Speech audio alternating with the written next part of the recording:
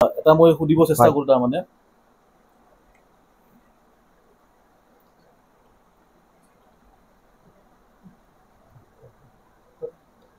আচ্ছা মই এটা সুধিলোঁ তাৰমানে মানে কি খাই ভাল পায় চবতকৈ। নমস্কাৰ, আপোনালোক সকলোকে এটা নতুন ভিডিঅ'লৈ স্বাগত জনাইছোঁ। আজি আমি চিনাকি কৰি দিবলৈ ওলাইছোঁ আমাৰ সৰভোগৰে এগৰাকী বিশেষভাৱে সক্ষম যুৱকৰ সৈতে। তেখেতৰ নাম হৈছে কংকন দাস। বৰ্তমান কংকন দাসে সৰভোগ ইণ্টাৰনেশ্যনেল একাডেমীত কাৰ্যালয় সহায়ক হিচাপে কৰ্মৰত হৈ আছে। কংকন দাস বিশেষভাৱে সক্ষম। জন্মৰে পৰা তেখেতে কথা ক'ব নোৱাৰে, কাণেৰে নুশুনে, আৰু এই ল'ৰাজনৰ এক বিশেষ প্ৰতিভা আছে। ল'ৰাজনে খুব ধুনীয়াকৈ ছবি আঁকিব জানে। মই যেতিয়া তেওঁলোকৰ অফিচলৈ আহিছিলোঁ, মোৰ ৰিকুৱেষ্টত ল'ৰাজনে মোৰ সন্মুখতে খুব ধুনীয়া এটা ছবি আঁকিছে, আৰু তেওঁৰ এখন বহি আছে য'ত তেওঁ খুব ধুনীয়াকৈ ছবিসমূহ আঁকি গৈছে। আমি সেই গোটেইখিনি বস্তু দেখুৱাম আপোনালোকক। আৰু এই ল'ৰাজনৰ যি খুব ধুনীয়া প্ৰতিভা, সেই প্ৰতিভাক আমি সন্মান জনাই আজি এই ভিডিঅ'টো তেওঁৰ নামত উচৰ্গা কৰিছোঁ। কংকনে অঁকা কেইখনমান ছবি আপোনালোকৰ সন্মুখত মই দাঙি ধৰিছোঁ। এই ভিডিঅ'টোৰ শেষৰ ফালে আপোনালোকে কেইবাখনো এনেকুৱা ছবি দেখিবলৈ পাব। ভিডিঅ'টো আপোনালোকে শেষলৈকে চাওক। আৰু কংকনৰ এই যি লুকাই থকা প্ৰতিভা, যাক আমি দেখাবলৈ এই ভিডিঅ'টো প্ৰস্তুত কৰিছোঁ, সেই প্ৰতিভা চাই আপোনালোকে মন্তব্য কৰক আৰু কংকনক আপোনালোকৰ আশীৰ্বাদ দিয়ক। নমস্কাৰ, মই বিকাশ, আপোনালোকে চাই আছে দৃষ্টিকোণ। আজি মই উপস্থিত আছোঁ এগৰাকী বিশেষ ব্যক্তিৰ ওচৰত। আপোনালোকক চিনাকি কৰি দিবলৈ ওলাইছোঁ কংকন দাসৰ সৈতে। কংকন দাস দুৰামাৰীত ঘৰ, আমাৰ সৰভোগৰ দুৰামাৰীতে তেখেতৰ ঘৰ। মই কিয় বিশেষ বুলি কৈছোঁ তেখেতক মই আপোনালোকক জনাই আছোঁ। কংকন দাস জন্মগতভাৱে বিশেষভাৱে সক্ষম এগৰাকী ব্যক্তি, আৰু তেখেতৰ আছে এক অদম্য প্ৰতিভা।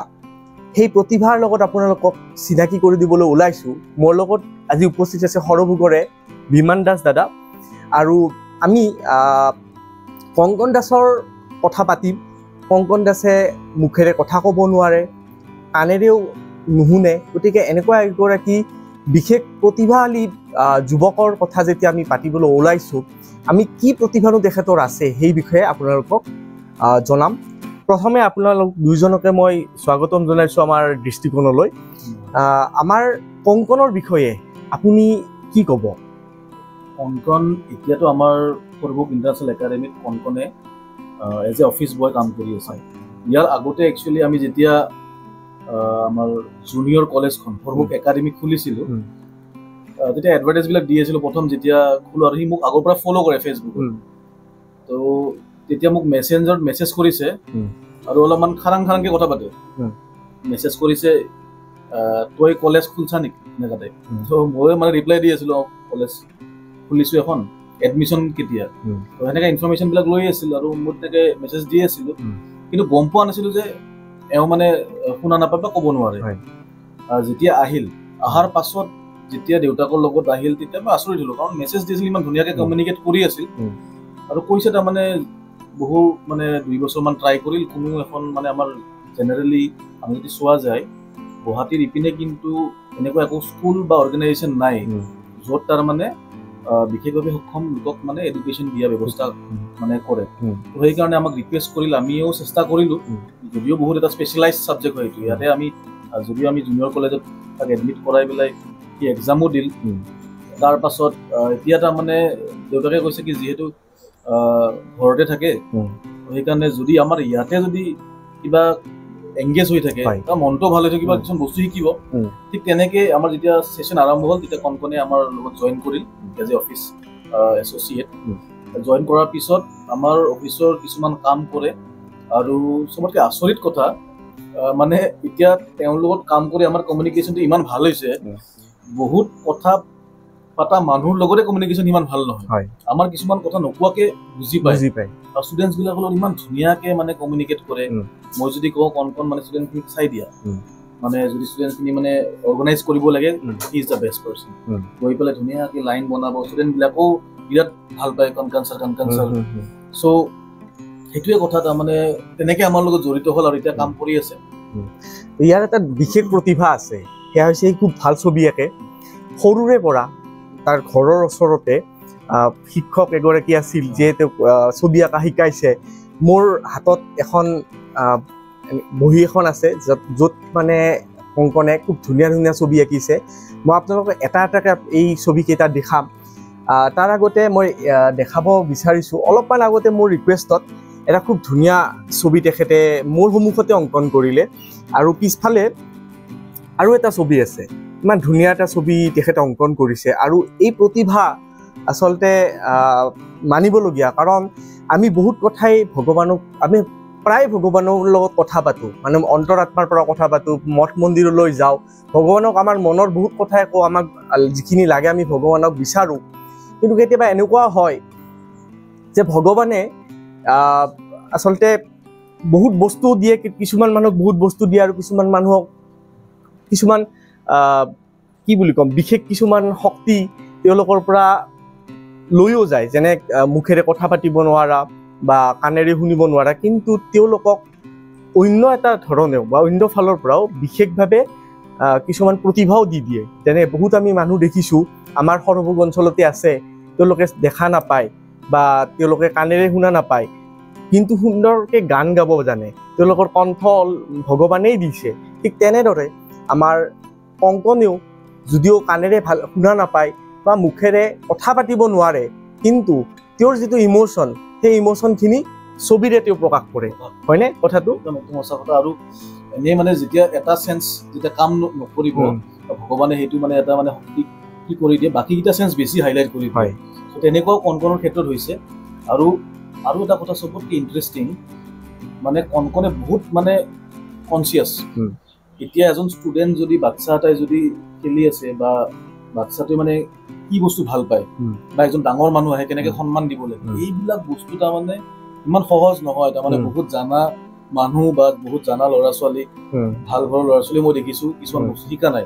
কংকনে যোনটো ঘৰৰ পৰা পৰিৱেশ পাইছে সেইটো কিন্তু বহুত মানে ক'ব লাগিব, আৰু ওচৰে পাছৰে যোনখিনি পৰিৱেশ পাইছে সেইখিনি কিন্তু ইয়াক সহায় কৰিছে। বিমান দাক মই এটা কথা সুধিব বিচাৰিছোঁ, যিহেতু কংকন আপোনালোকৰ লগত জড়িত হৈ আছে, আপোনালোক বা আপোনালোকৰ যিখিনি কৰ্মচাৰী আছে তেওঁলোকে কংকনৰ লগত এটা চাইন লেংগুৱেজত কথা পাতিব লাগে, যিহেতু আপোনালোকে ট্ৰেইন নহয় চাইন লেংগুৱেজ কেনেকৈ কথা পাতিব লাগে, কেনেকৈ তাৰ লগত কমিউনিকেট কৰে? চাইন লেংগুৱেজ এটা স্পেচিয়েলাইজ বস্তু, মানে সেইটো আমি নাজানো কোনো কেনেকৈ মানে কি লেটাৰ্ছ ইউজ কৰে, কিন্তু আমি চেষ্টা কৰোঁ, মানে আমাৰ জেষ্টাৰেদি চেষ্টা কৰোঁ, অংগী ভংগীৰে আমি চেষ্টা কৰোঁ।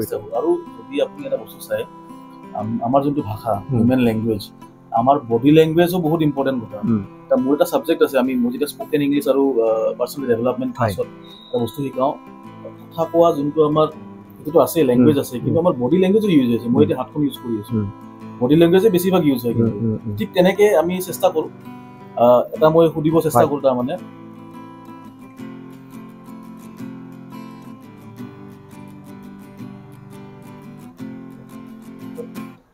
আচ্ছা, মই এটা সুধিলোঁ তাৰমানে মানে কি খাই ভাল পায়, চবতকৈ প্ৰিয় খাদ্য কি, এনেকা দেখাল মানে চিকেন বা মটন কিবা এনেকা এটা হ'ব।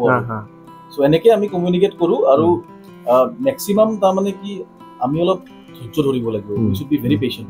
এতিয়া কিছুমান ক্ষেত্ৰত 2, 3 বাৰ 4 বাৰ 5 বাৰ এনেকৈ বুজাব লাগিব, যদি বুজি নাপায়। মোৰ লগত এনেকুৱা হৈছে, কিবা এটা মই বস্তু আনিব দিছোঁ, সেইটো ৰুমৰ পৰা লৈ আহা, বাৰ বাৰ ভুল বস্তু আনি আছে, কিন্তু তাৰ মানে এইটো নহয় কি আমি নিজৰ মানে ধৈৰ্যটো আমি হেৰাই যাম, এনেকুৱা নহয়। যিহেতু এটা স্পেচিয়েল এটা মানে তাৰ চলি আছে, আমি তাক অলপমান টাইম দিব লাগিব। সেইটো ক্ষেত্ৰত আমি নিজে অলপ সজাগ হ'ব লাগিব। চ' যেতিয়া শুদ্ধ বস্তুটো আনিছে তেতিয়া মই ক'লো এইটোহে মোক বস্তু লাগিছে, সি শিকি আছে, ত' আমিও তেনেকৈ অলপমান টাইম দিব লাগিব। যদিও যিখিনি শিক্ষা তেওঁ পাব লাগিছিল স্পেচিয়েল লেভেল স্কুলৰ পৰা, সেই শিক্ষাটো পোৱা নাই, যিহেতু আমাৰ ইয়াতে আমাৰ নাই এনেকুৱা স্পেচিয়েল স্কুল নাই। তাৰ পিছতো এনেকুৱা ধৰণৰ মানে ছ'চিয়েলি তেওঁৰ যিটো এটাচমেণ্ট আছে, ল'ৰা ছোৱালীবিলাকৰ লগত যিটো এটাচমেণ্ট হওক, বা তেখেতৰ আপোনালোকৰ অফিচৰ যিখিনি কৰ্মচাৰী তেওঁলোকৰ লগত যিটো এটাচমেণ্ট, সেইটো মানে যথেষ্ট ভাল লগা এটা কথা। আৰু এই ল'ৰাজনৰ প্ৰতিভা আছে, আৰু এই প্ৰতিভাক লৈ বিভিন্ন ধৰণৰ আমি সপোন আচলতে দেখিবও পাৰোঁ। তেওঁক আমি ভাল হয়তো এডমিশ্যনো দিব পাৰোঁ, ভাল ফাইন আৰ্টছত ভৱিষ্যত ভালো হৈ যাব পাৰে তেখেতৰ।